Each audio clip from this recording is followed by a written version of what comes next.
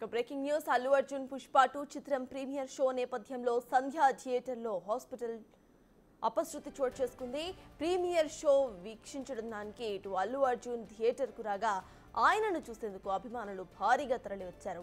ఒక్కసారిగా తోసుకుంటూ ముందుకు రావడంతో పోలీసులు వారిని చెదరగొట్టేందుకు లాఠీ చార్జ్ చేశారు. అయితే ఈ క్రమంలో తొక్కిసలాట చోటు చేసుకోగా తీవ్రంగా గాయపడిన రేవతి హాస్పిటల్లో చికిత్స పొందుతూ మృతి చెందారు.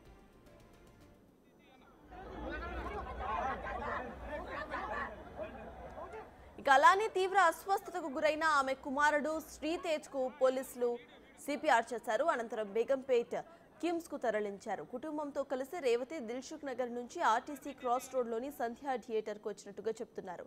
ఇక మరో 3 యువకులకు సైతం గాయాలైనట్లుగా తెలుస్తోంది.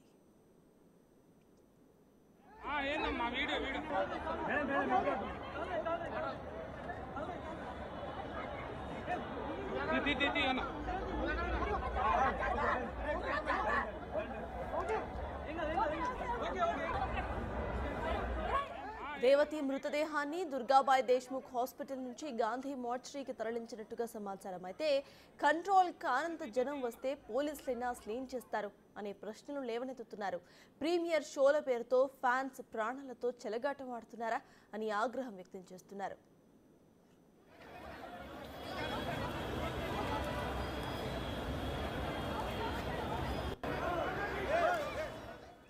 అల్లు అర్జున్ పుష్ప 2 చిత్రం ప్రీమియర్ షో నేపథ్యంలో సంధ్య థియేటర్లో అపశృతి చోటు చేసుకుంది. ఒక ఫ్యామిలీ అక్కడికి వెళ్ళగా వాళ్ళ అమ్మ అయితే మృతి చెందినట్టుగా తెలుస్తోంది. ఇదే అంశంపై పూర్తి డీటెయిల్స్ మా ప్రతినిధి రాణా లైవ్ లో సంధ్య థియేటర్ నుండి అందించడానికి సిద్ధంగా ఉన్నారు.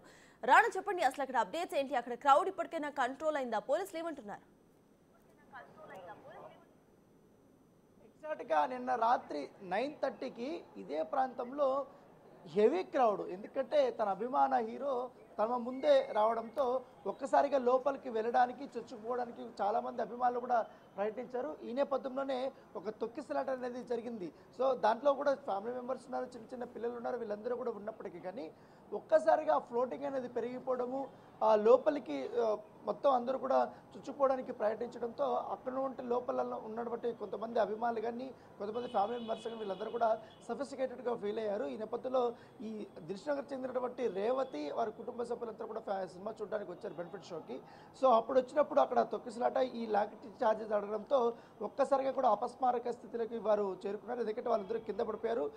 ముందున్నటువంటి ఫ్యాన్స్ అందరూ తొక్కుకుంటూ వెళ్ళిపోయారు. సో తొక్కుకుంటూ వెళ్ళినప్పుడు వారిని లేపడానికి చాలా ప్రయత్నాలు చేసినప్పుడు మహిళ అక్కడికక్కడే మృతి చెందింది. అప్పటికే హాస్పిటల్కి తీసుకెళ్ళినప్పుడు డాక్టర్స్ మాత్రం తను చనిపోయిందని కూడా చెప్పడం జరిగింది. అయితే ఒక పిల్లాడు మాత్రం అపస్మారక స్థితిలో చేరుకున్నప్పుడు అక్కడ ఉన్నటువంటి స్థానికులు కానీ అక్కడ ఉన్నటువంటి భద్రతా సిబ్బంది వాళ్ళందరూ కూడా అతన్ని కాపాడడానికి సిపిఆర్ చేశారు. సిపిఆర్ చేసిన తర్వాత వెంటనే ఇక్కడ స్థానికంగా ఉన్నటువంటి కిమ్స్ హాస్పిటల్కి అబ్బాయిని శ్రీతేజ్ని ఇప్పుడు తీసుకెళ్ళినటువంటి నేపథ్యం ఏర్పడుతుంది.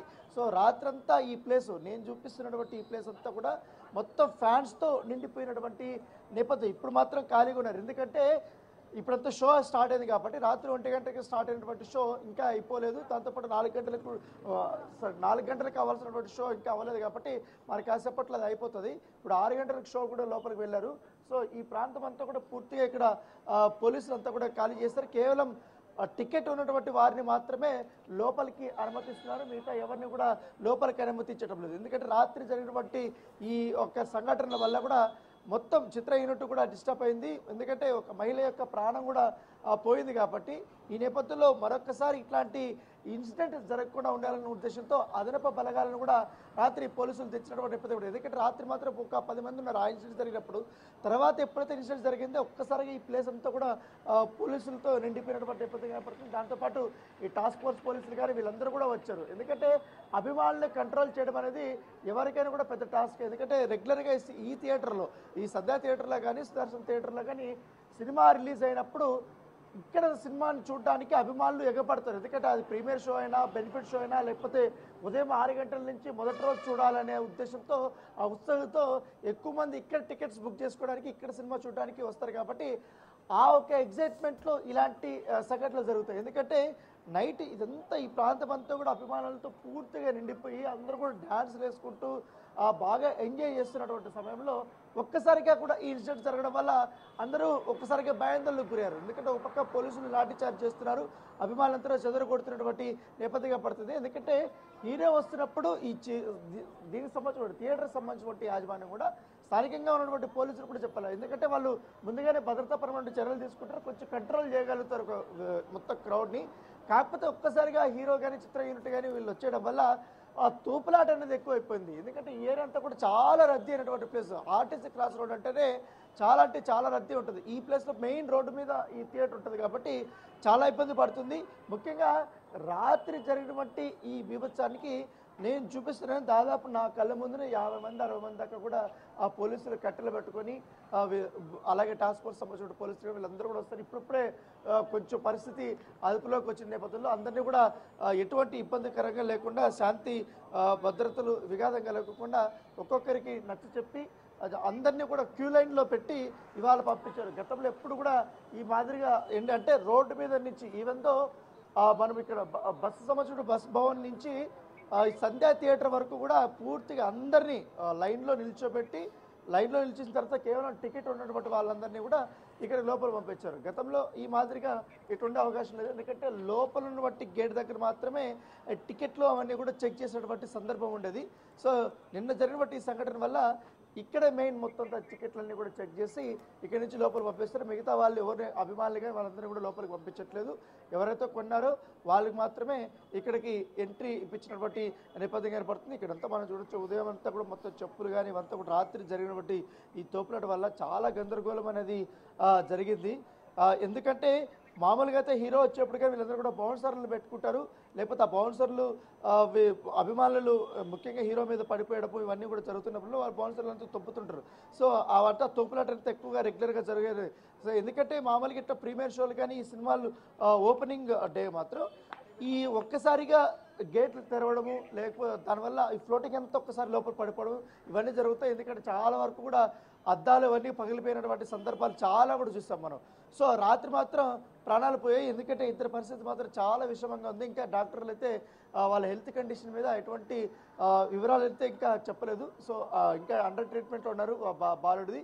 సో మహిళ మాత్రం ఇప్పుడు మృతి చెందింది కాబట్టి పోస్ట్ మార్టం నిమిత్తము గాంధీ హాస్పిటల్కి తరలించినటువంటి నేపథ్యం అయితే కనపడుతుంది. సో రాత్రి నుంచి మనం చూడొచ్చు పోలీసులు మాత్రం కంటి మీద కునుకు లేకుండా ఇక్కడే ఉన్నారు వాళ్ళందరూ కూడా.